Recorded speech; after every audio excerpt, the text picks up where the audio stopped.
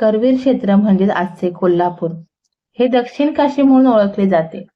या नगरीला पवित्र करणाऱ्या पंचगंगा नदीचा संगम म्हणजेच निसर्ग आणि अध्यात्म यांचा एक अद्भुत मिलाफ आहे. कुंभी, कासारी, तुळशी, भोगावती या 4 नद्या प्रत्यक्ष रूपात दिसतात, तर सरस्वती ही 5वी नदी गुप्त रूपाने या संगमात विलीन होते. या 5 नद्यांच्या एकत्र येण्यामागे एक प्राचीन पौराणिक इतिहास दडलेला आहे. प्राचीन काळी करवीर क्षेत्रात कोल्हासूर नावाच्या महाप्रतापी पण क्रूर राक्षसाचे राज्य होते. त्याने आपल्या अफाट शक्तीच्या जोरावर त्रैलोक्याला जिंकले होते. ऋषीमुनींचे यत्न उद्ध्वस्त करणे आणि देवांना स्वर्गातून हाकलून देणे असा त्याचा नित्यक्रम झाला होता. त्याच्या त्रासाने हैराण झालेले सर्व देव आणि ऋषी भगवान विष्णूंकडे गेले. तेव्हा विष्णूंनी सांगितले की हा राक्षस महालक्ष्मीचा परमभक्त आहे, त्यामुळे तिचाच अंश असलेल्या शक्तीने त्याचा वध करणे शक्य आहे. भगवान विष्णूंच्या आज्ञेनुसार आदिशक्तीने महालक्ष्मीचे सिंहारूढ होऊन करवीर क्षेत्रावर स्वारी केली. देवी आणि कोल्हासूर यांच्यात 9 दिवस घनघोर युद्ध झाले. कोल्हासुराने आपल्या मायावी शक्तीने अनेक संकटे निर्माण केली, परंतु देवीच्या पराक्रमापुढे त्याचे काहीच चालले नाही. अखेर महालक्ष्मीने आपल्या गदेने कोल्हासुराला घायाळ केले. तो मृत्यूच्या दारात असताना देवीच्या तेजस्वी रूपाने त्याचे डोळे उघडले आणि त्याला आपल्या चुकीची जाणीव झाली. तो देवीचा भक्त असल्याने तिने त्याला अंतिम समयी वरदान मागण्यास सांगितले. मृत्यूशय्येवर असलेल्या कोल्हासुराने अत्यंत नम्रतेने देवीकडे 3 गोष्टी मागितल्या. पहिले वरदान, हे माते, या क्षेत्राला माझे नाव मिळावे, त्यामुळेच या नगरीला कोल्हापूर हे नाव पडले. दुसरे वरदान, येथे तुझे कायमस्वरूपी वास्तव्य असावे आणि तू भक्तांच्या हाकेला धावून यावे. तिसरे आणि महत्वाचे वरदान, हे देवी, ही भूमी रक्तपाताने अपवित्र झाली आहे. या क्षेत्राला पवित्र करण्यासाठी आणि येथील लोकांच्या उद्धारासाठी इथे पावन नद्यांचे आगमन व्हावे.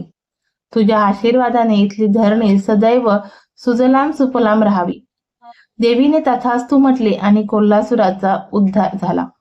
कोल्हासुराच्या 3ऱ्या वरदानाची पूर्तता करण्यासाठी देवीने आपल्या शक्तीने आणि ऋषींच्या तपश्चर्येने सह्याद्रीच्या कुशीतून जलधारा प्रभावित केल्या. भोगावती ही नदी प्रत्यक्ष पाताळातून उगम पावून ती आली आहे असे मानले जाते. नागलोकातून ही नदी पृथ्वीवर अवतरली म्हणून तिला भोगावती म्हणजे नागांची ते नदी असे म्हणतात. 2. कुंभी, कासावरी आणि तुळशी. सह्याद्रीच्या पर्वतरांगांमध्ये वेगवेगळ्या ऋषींनी महालक्ष्मीची आराधना केली. त्यांच्या कमलकुंडलातील पाणी आणि तपश्चर्येच्या पुण्याईने या 3 नद्या झऱ्यांच्या रूपाने प्रकट झाल्या. या नद्या डोंगर दऱ्यातील मार्ग काढत करवीर क्षेत्राकडे जाऊ लागल्या. 3. गुप्त सरस्वतीचे रहस्य. पुराणात असे सांगितले जाते की एकदा देवांच्या आणि ऋषींच्या चुकांमुळे पृथ्वीवर वडवानल नावाचा अत्यंत विनाशकारी अग्नी निर्माण झाला. हा अग्नी संपूर्ण सृष्टी भस्म करू शकत होता. या अग्नीला शांत करण्यासाठी तो समुद्रात नेऊन सोडणे आवश्यक होते. हा भयानक अग्नी हाताने स्पर्श करणे कोणालाही शक्य नव्हते. तेव्हा सरस्वती देवीने नदीचे रूप धारण केले आणि त्या अग्नीला आपल्या पात्रात घेतले. तो अग्नी इतका उष्ण होता की सरस्वतीचे पाणी आटू लागले. सृष्टीला वाचवण्यासाठी सरस्वती नदी स्वतः जमिनीखाली गेली, जेणेकरून तो अग्नी सुरक्षितपणे समुद्रापर्यंत पोहोचता येईल. जगाला वाचवण्यासाठी तिने स्वतःचे अस्तित्व गुप्त केले, अशी त्यामागची कथा आहे. कथा नंबर 2, शाप आणि विलिनीकरण. दुसऱ्या एका कथेनुसार सरस्वती नदी ही अत्यंत पवित्र आणि शुद्ध होती. कालांतराने पृथ्वीवर अधर्म वाढू लागला आणि लोक नदीच्या पात्रात अपमान करू लागले. आपल्या पवित्रतेचे रक्षण करण्यासाठी आणि कलियुगातील पापांपासून दूर राहण्यासाठी सरस्वती देवीने अंतर्वाहिनी म्हणजे जमिनीखालून वाहणारी होण्याचा निर्णय केला. ती केवळ अशाच ठिकाणी प्रकट होते जिथे भक्ती आणि ज्ञानाचा संगम असतो, जसे की कोल्हापूरचे प्रयाग क्षेत्र किंवा अलाहाबादचा त्रिवेणी संगम. सरस्वती नदी ही ब्रह्मदेवाच्या मानसपुत्राची कन्या मानली जाते. पौराणिक संदर्भाप्रमाणे सरस्वती ही केवळ ज्ञानाचीच नाही तर चैतन्याची नदी आहे. जेव्हा 4 नद्या प्रयाग चिखली येथे एकत्र आल्या तेव्हा या संगमाला पूर्णत्व देण्यासाठी आणि महालक्ष्मीच्या चरणांना स्पर्श करण्यासाठी सरस्वती नदी गुप्त रूपाने म्हणजेच जमिनीखालून तिथे प्रकट झाली. ही नदी डोळ्यांना दिसत नाही कारण ती तेज रूपात आहे असे शास्त्र सांगते. कोल्हापूर पासून काही अंतरावर असलेल्या प्रयाग चिखली या गावी या 5 नद्यांचा संयोग होतो. या ठिकाणी दक्षिण प्रयाग म्हटले जाते. जसे उत्तर भागात गंगा, यमुना आणि सरस्वती यांचा संगम होतो, तसेच पवित्र स्थान कोल्हापुरात निर्माण होते. ही ईश्वरी इच्छाच होती.